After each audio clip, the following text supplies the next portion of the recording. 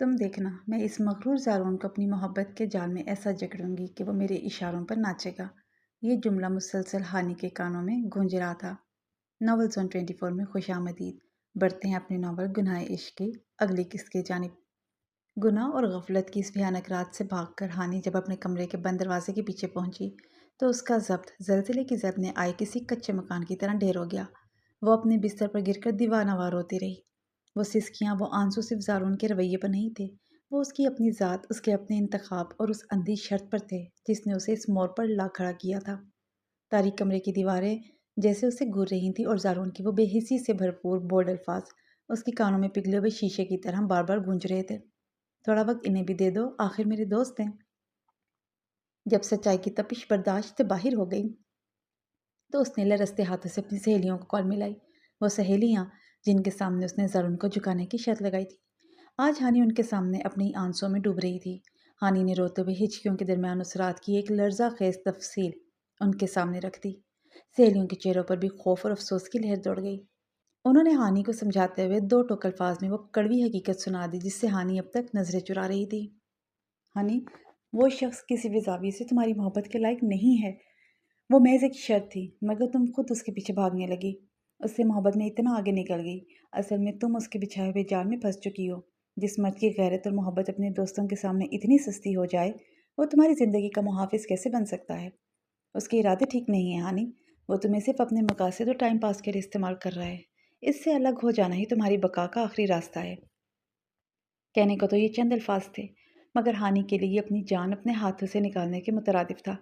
مگر اب اس کے پاس کوئی اور چارہ بھی تو نہیں تھا۔ اپنی عزت نفس کی آخری رمق کو بچانے کے لیے اس نے فیصلہ کر لیا کہ وہ زارون کے اس فریب سے ہمیشہ کے لیے آزاد ہو جائے گی۔ مگر زارون سے الگ ہونا اتنا آسان نہیں تھا۔ وہ جانتی تھی کہ زارون کتنا شاطر اور بے باک ہے۔ فون پر بات کرنا یا اسے میسج کرنا کافی نہیں تھا۔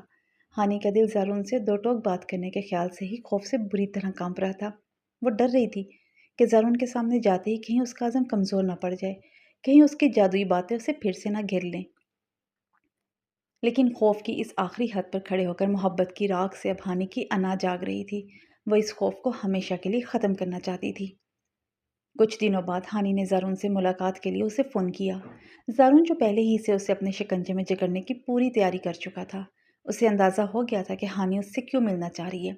زارون نے اسی محبت بھرے انداز سے ہانی کو اپنے پسندیدہ رنگ کے لباس میں فارم ہاؤس بلا لیا۔ ہانی کے پاس انکار کی کوئی گنجائش نہیں تھی۔ اس رات بھی باہر موسلا دھار بارش ہو رہی تھی، بالکل اسی رات کی طرح جب زارون نے پہلی بار ہانی پر چھتری تانی تھی۔ مگر اب وہ رومانٹک جادو ایک بھیانک ڈراؤنے خواب میں بدل چکا تھا۔ فارم ہاؤس کے بڑے ہال میں صرف ایک کونے میں پیلی مدھم لائٹ جل رہی تھی۔ زارون بلیک سلک ٹراؤزر اور سفید سلیو لیس شرٹ پہنے صوفے پر نیم دراز تھا۔ اس کے ایک ہاتھ میں اسکاچ کا گلاس تھا جس میں برف پڑی تھی اور اس کی آنکھوں کی طرح سرد اور چمکدار تھی۔ میز پر اس کا مہنگا کیمرہ اور فون رکھا ہوا تھا۔ ہانی ہال کے وسط میں کھڑی کانپ رہی تھی۔ اس نے اس رات زارون کی فرمائش پر مہرون رنگ کا ایک انتہائی چست اور بولڈ سلیو لیس گاؤن پہن رکھا تھا جو اس کے جسم کے ہر نشیب و فراز کو بے باکی سے نمایاں کر رہا تھا۔ اس کی نظریں فرش پر جمی ہوئی تھیں۔ وہاں کیوں کھڑی ہو جانے من؟ زارون کی آواز میں شراب کا سرور اور بلا کا رعب تھا۔ اس نے گلاس میز پر رکھا اور اٹھ کھڑا ہوا۔ اس کا طویل مضبوط وجود ہانی کی طرف بڑھا۔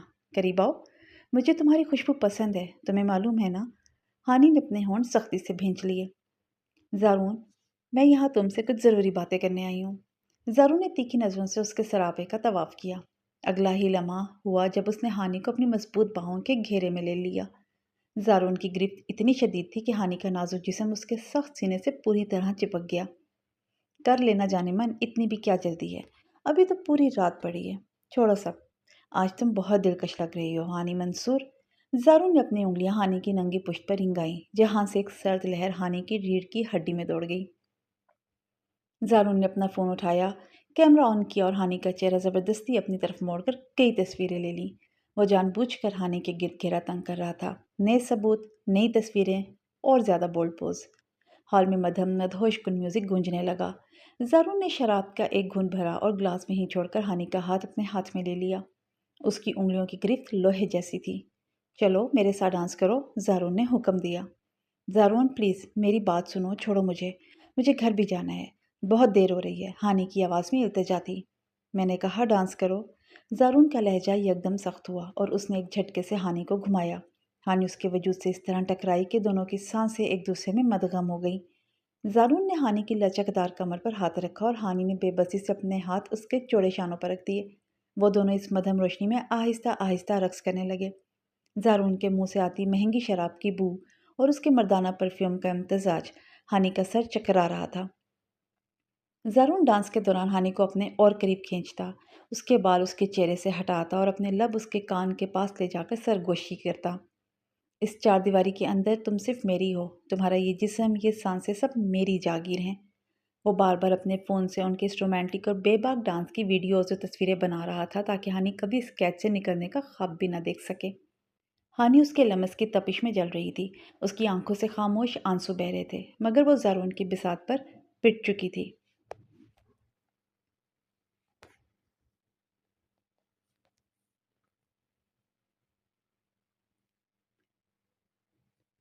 हानि ने एक ज़ोरदार झटके से खुद को ज़ारून से अलग किया और बोल उठी, मुझे तुमसे ये उम्मीद नहीं थी ज़ारून।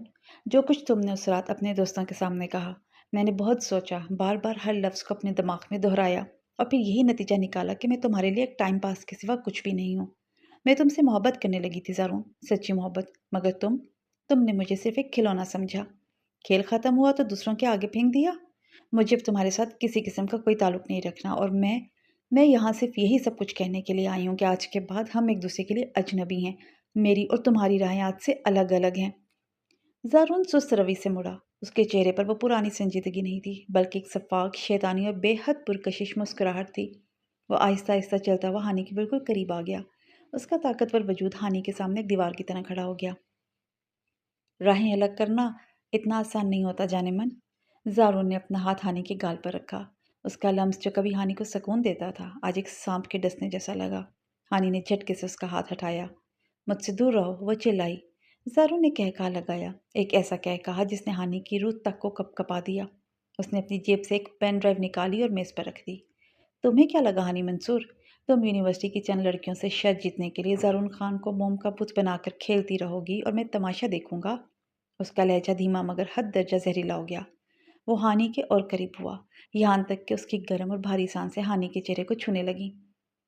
इसके अंदर तुम्हारे वो सारे खतूत हैं जो तुमने अपने हाथ से लिखकर मुझे दिए, तुम्हारे वो मैसेजेस और सबसे बढ़कर वो तस्वीरें जो तुमने नाइट पार्टीज में मेरे साथ बनवाई, तुम्हारे वो चुस्त बोल्ड लिबास जिनमें तुम मेरे जिस्म से इस तरह चिपकी हुई हो कि कोई भी देखने वाला तुम्हारी इस मासूमियत पर थूकने पर मजबूर हो जाएगा।